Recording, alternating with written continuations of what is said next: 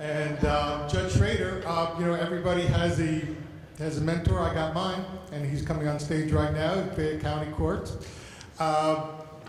He's a family court judge, and I appreciate his patience. He has the patience of a judge today, and he has unique insight into the juvenile system, and I think he's going to tell us about it right now. All right, I need 2 microphones for my part. Andrew, come on up. You take this microphone. All right. So, you heard a lot of emotion and some anger in the last few minutes, didn't you, young people? And that's because we're tired as adults of what's happening to our young people. I'm tired of it. I listen to those mothers that have lost their kids senselessly, and I'm tired of that. Are we on? All right. I remember way too much about 28 children that were shot and killed in Connecticut a year and a half ago. I'm tired of that. I remember so many situations where I have known people that have died without good reason. I have lived through threats. Yesterday, my son, who was in law school, was named on a hit list. And there was a man arrested because he had a list of people that he was wanting to kill. I had a man that threatened to kill me. And folks, can you see why we're angry? Can you see why we're tired of this? And I want to change the tone. And I'm standing here intentionally talking to you young people here. I want to change the tone, and I want to use the emotion that you've seen in a really positive way. I got to talk about some tough things, but I want to talk to you about it in a really positive way. And I want to start with reading a quote.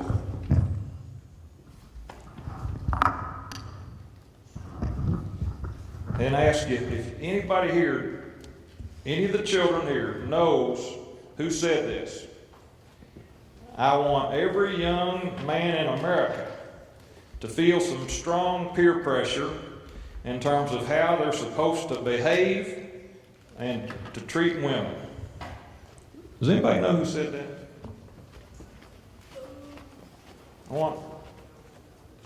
I want every young man in America, and I'm talking to young men here primarily. I want every young man in America to feel some strong pressure about how to behave and how to treat women. We got one? Do you know? Who? President Obama said that. Absolutely. And I love that. Because I'm really not a young man anymore. But when I was a young man, before things changed like Reverend Thurman talked about, pretty much every young man in America had an idea and an understanding of how to behave and how to treat women. And I have to give you guys all the credit in the world. You have been here for 4 hours, and you are showing me really clearly that you know how to behave. And I am so proud of you for that. And I'm guessing, along with it, you know how to treat women. So I'm kind of preaching to the choir, but that peer pressure is what's important, because you, young people, have the opportunity to put peer pressure on the other people that aren't here today. And I'm going to have to count on you. I have nowhere else to turn. Because I don't really care as much about how much money was spent on Rupp Arena or any of that. I care about bullying and people getting shot. And I want to make sure we do what we can do to help every young man in America know how to behave and how to treat women.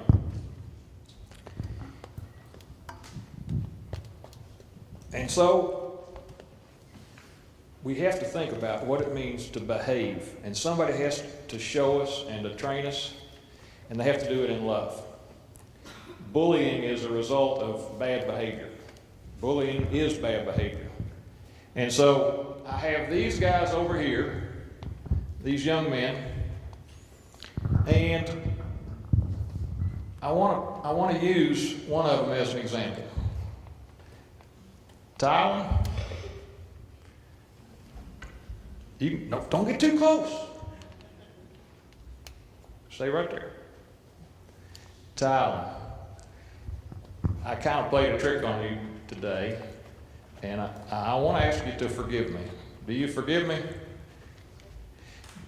Is there a difference in what I did to you from bullying? You know I was just teasing. Can I tell them what I did? All right. And the only reason that I could get away with this is Tylen knew I cared about him before I did it, didn't you? I knew his name.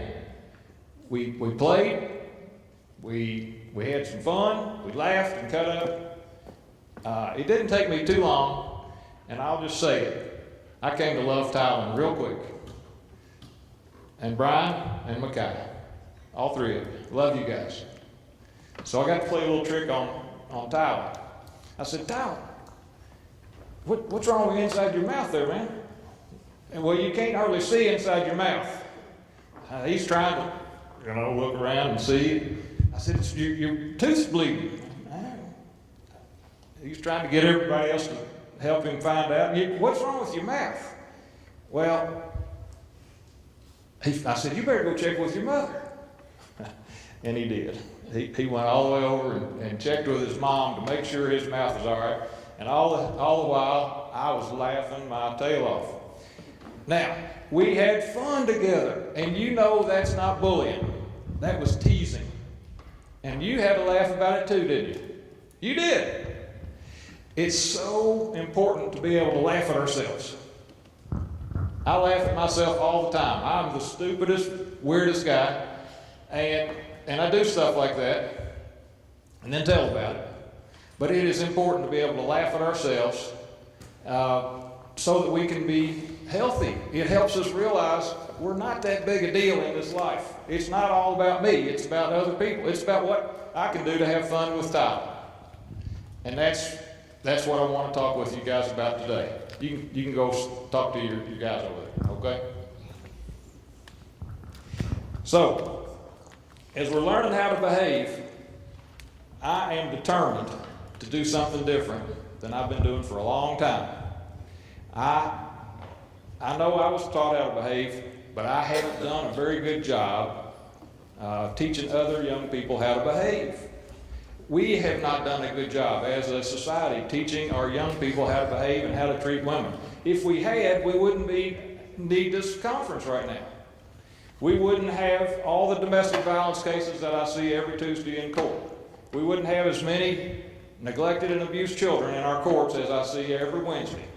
And so, I'm almost 60 years old and I'm determined I'm going to use what time I have to help young people learn how to behave and how to treat women with respect. And it doesn't come natural, but it can be learned. No matter what, there's no excuse. We're going to learn how to do it. Not just today, you all are in pretty good shape on it already, but we can always improve. So, I'm going to talk about bullying primarily today, okay? I was bullied horribly in school. I did not go to the restroom in my school my junior or senior year of high school. I was afraid to go inside the restroom because that's when I would be exposed to violence.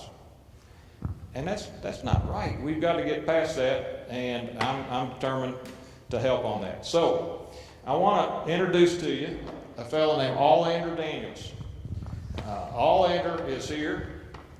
You guys want to stand up or sit down? Sit down? You want to sit down up here or out there? All right, you can sit up here. All right. That's cool. So, Allander is a unique fella, and he Well, I'll just let him tell you a little bit about him, and then I got another guy I want to bring up to talk to. Go ahead. Well, not as unique as John would say, but I don't know. I'm 26 years old, getting ready to graduate from the University of Kentucky. I grew up in an inner city, New Jersey, and poverty, the projects. I've seen a lot, but because I had some people who cared about me, specifically a mentor, able to be where I'm at today. So, you know, I definitely want to see. I definitely want to see the condition of our youth get better, and that's what I'm here to do. And you're gonna graduate from college? Yep, I graduate next month. All right. Okay. Yep. All right.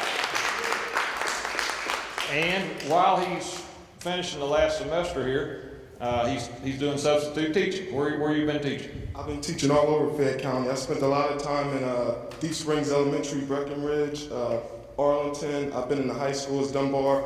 Did some student teaching at Henry Clay. So I've been around a little bit. I spent a lot of time at Winburn Middle School too. All right.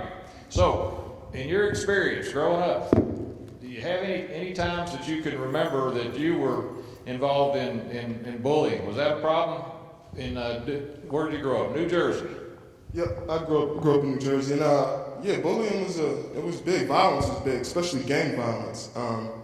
But as I was growing up, I guess I can talk about some of the bullying that went on in school. I remember one specific instance where I got into it with one kid, and I can't remember what happened, if I ended up hitting him, or I know some kids instigated it and it kind of got escalated, but he ended up going down to the principal's office. He broke down crying and went to the principal's office, and I remember the principal coming back up there to get me, and I thought I was in trouble, and he took me down to his office, and he asked me if I knew that kid got bullied all the time, and I said, nah, I didn't know that, and he said, well, he does, and he said, instead of following everybody else and picking on kids, why don't you protect them from bullies? I mean, if you're a really tough guy, then that's the way that you should express that. So out of that just kind of changed my outlook. You know, I mean, I was still really immature at the time. I think I was in 7th or 8th grade, but I didn't know the effect that bullying had on people. You know what I mean? But once I realized that this kid was, you know, crying his eyes out, and, you know, my principal had kind of brought that to my attention, it changed my outlook on bullying. Okay, so let's kind of take a few steps closer together here, because this is all about meeting halfway. We want to meet as the adults and the young people halfway. Let's get a little closer here. All right, we're starting to get a little closer. Okay, and let's get somebody else involved. Come on up, Andre. This is Andre Walker. Does anybody know Andre? Let's see, you're a young guy. Why don't you stand over there with those young guys? All right. You can stand up. That's all right. I'm going to give you a microphone here in a minute. Yeah. So I want to know, as young people, what you want to tell parents. We've got some parents in here. Okay. Not a whole lot, but we have some. I want you guys to tell parents what they need to know from your perspective as young people. And just out of school now, what they need to know from your perspective if their kid gets bullied. What do you think? You got any ideas on that? Yes, sir. All right. I think a big part of it, like you said, is being able to laugh at yourself. I learned that, you know, people's gonna shoot jokes, they're gonna make fun of you, but the big part is how you handle it, because your perspective dictates everything.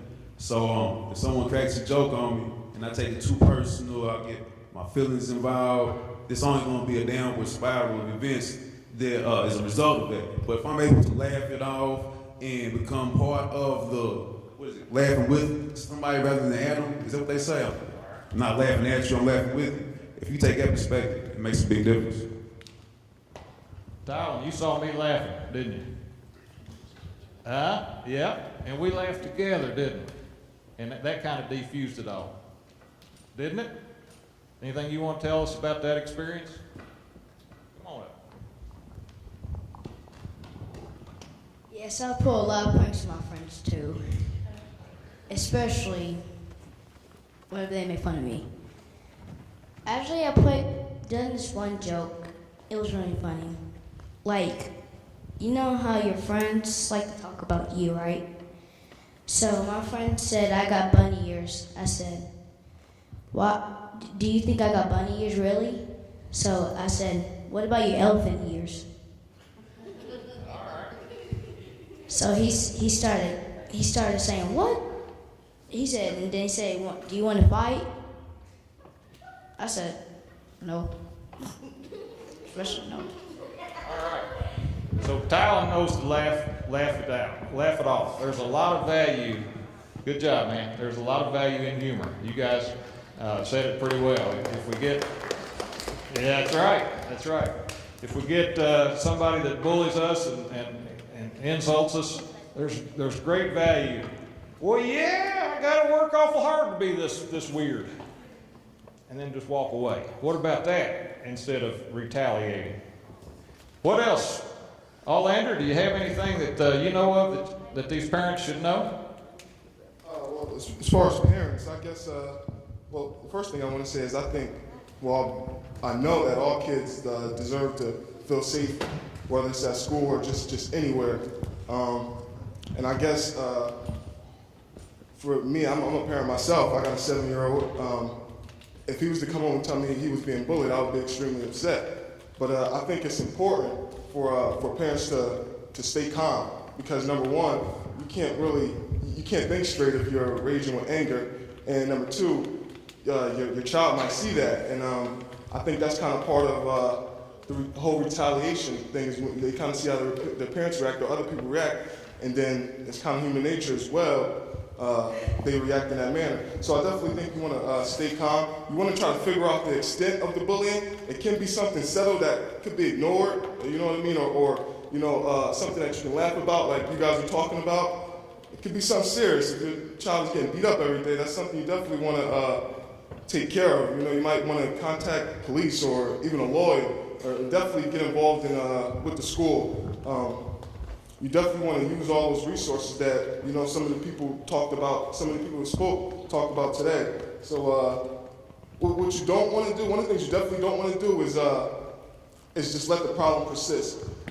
Bullying is a big, big issue, and we see all the effects that it has. So you definitely want to pay attention to your children and nip it in the butt, so to speak, if you notice that they've been being bullied. So what if it's something like cyberbullying?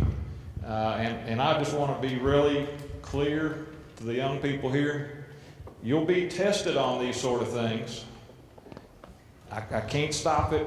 You will face a time when you're going to have to determine how you'll respond to bullying. And one of them may be cyberbullying. Does everybody know what that is? Yes. And you all know, can I state the really obvious here?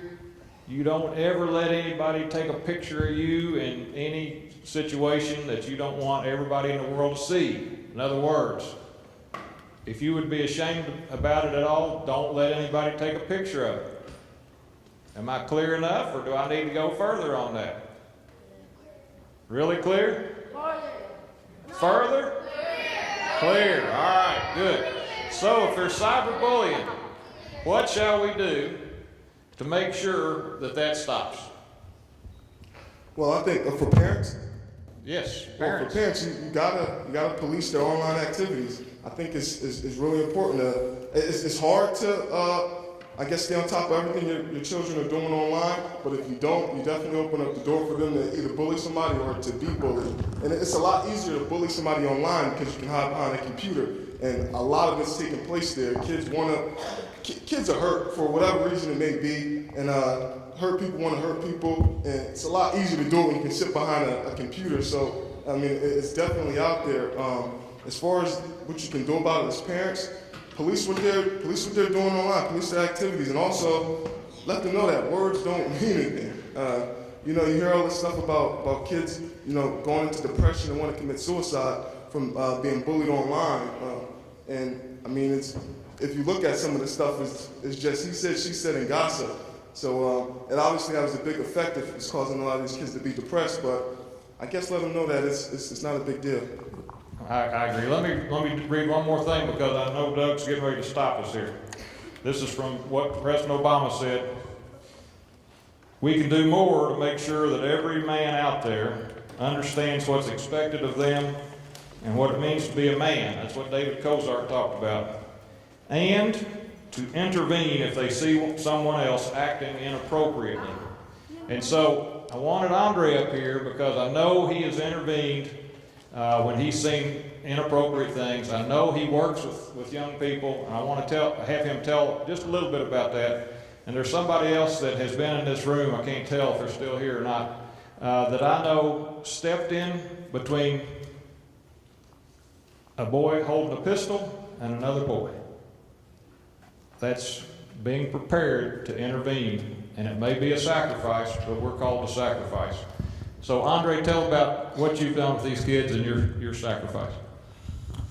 Well, first of all, I want to say to the parents that a big part of the solution is going to be communication, because you're not going to know how to help your child if you don't know what the problem is.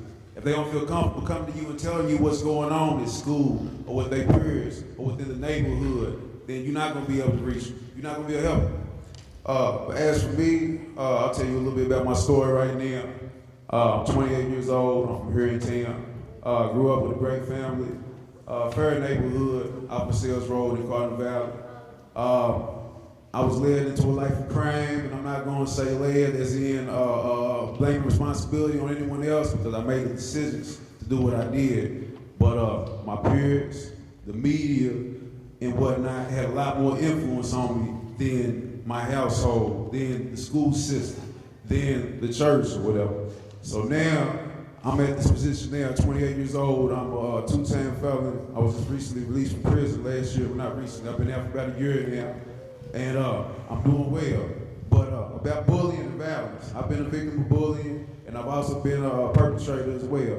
When I was young, I had a hard time growing up in the neighborhood. It was very diverse because I'm biracial, I'm mixed. So black kids gave me a hard time for being half white. White kids gave me a hard time for being half black.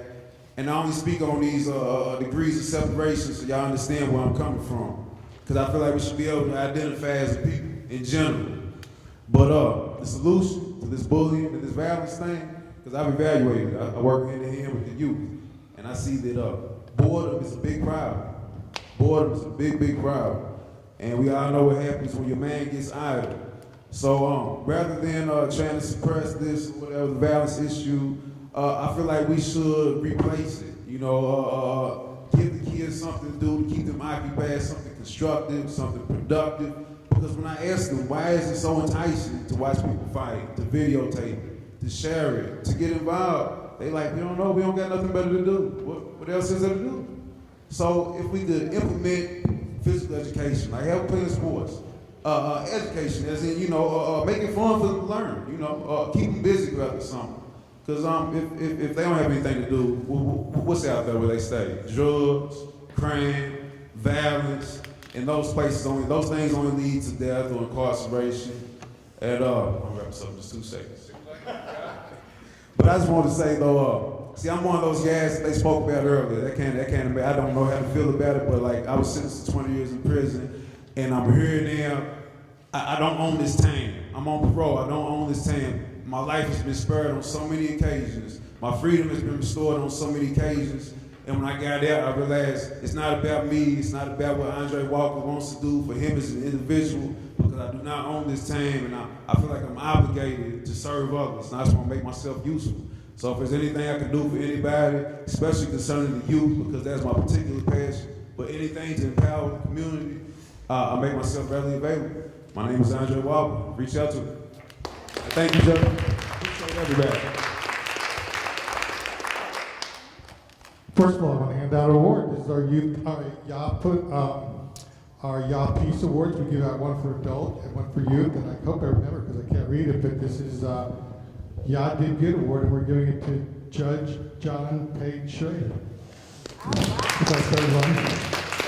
Now, I want to get Frida and help party, but think about this. I want you, there's 3 young black men right there. That's our future. The greatest men in the world are right there.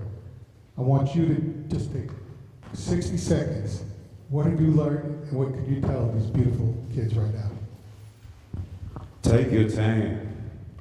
Take your time. I was in a rush to grow up. When I was 10, I wanted to be 15. When I was 15, I wanted to be 20. By the time I was 25, I wanted to be 10 or 15 again. You'll never get these years back. It's priceless, man. It's priceless. And I don't say, when I say cherish it, I don't mean try to hang on to it forever, but really take time to enjoy it. Because by the time you get my age, you're going to have responsibilities. And, you know, enjoy your childhood while still here. I just wanted to say really quick. Same question. Just be a leader. Be yourself. Y'all gonna see a lot of kids your age growing up doing some things that aren't right, and if you feel like they aren't right, don't follow them just because everybody else is doing it, because it's not right. If you feel it's not right, then it's not right. And also, you guys want a future. I can tell you won't be here if you guys didn't want a future for yourselves. So y'all can't take part in a lot of stuff that y'all see. You know what I mean? Stuff that y'all see in these rap music and just music in general, and on TV and movies and video games, stuff ain't real. You know what I mean? And it just leads to destruction because we imitate it. And so just be leaders. You know, be leaders. And, my gosh. Can you share this? This is the Youth Peace Award. You're now youth leaders, YouthAlert leaders. So I want you to share this award and be peace leaders. Thank you for coming, Judge. Frida, you ready? Mr. Moses, thank you guys for coming. I appreciate it. I would have put your name up there, but it didn't tell me ahead of time, so I just have the judge's name up there.